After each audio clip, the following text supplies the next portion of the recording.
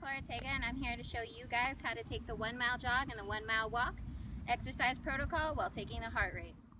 Equipment needed for this test are a 400-meter track field, a stopwatch, any scale for body weight measurement, and a heart monitor is optional as we'll be taking it manually, a pen or pencil to record, and lastly a calculator for the equations at the end of the video.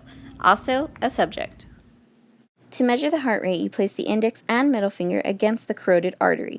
You'll feel the pulse and count the beats for 15 seconds. The number of pulses you count will be multiplied by 4, and that's your heart rate, beats per minute. We're going to start the 1 mile jog test. Primarily though, the heart rate should not exceed 180 beats per minute at the end of this test. To help establish that pace, we're going to proceed with a warm-up, stretching out our quads and our hamstrings, following with a jumping jack, just to help warm up the body. After your subject is complete with the warm-up, you'll go ahead and start the 1 mile jog test. You will direct your subject to select a nice moderate jog pace to measure their post-exercise heart rate right after the test. The elapsed time for 1 mile will be about 8 minutes for males and 9 minutes for females. You will then proceed to the heart rate. We spoke of the carotid artery earlier. You will find the placement of this right next to the right external jugular vein. Like the 1 mile jog test, the walk test is assessed for cardiorespiratory fitness for males and females ages 20 to 69 years old. This test requires only fast walking and testing older or sedentary subjects. It's recommended that you select a test with a distance of at least 1 mile for a duration of 9 minutes for females and 8 minutes for males.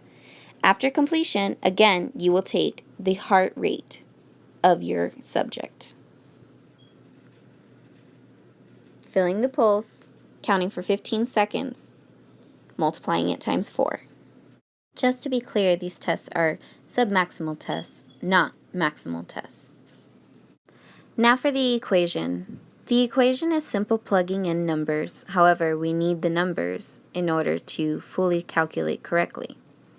In order to do so, what we're going to need is the body weight of your subject.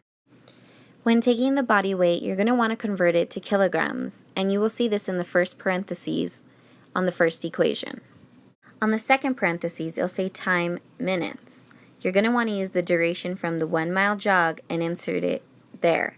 However, we are going to convert the time from minutes to seconds, afterwards using seconds and decimals.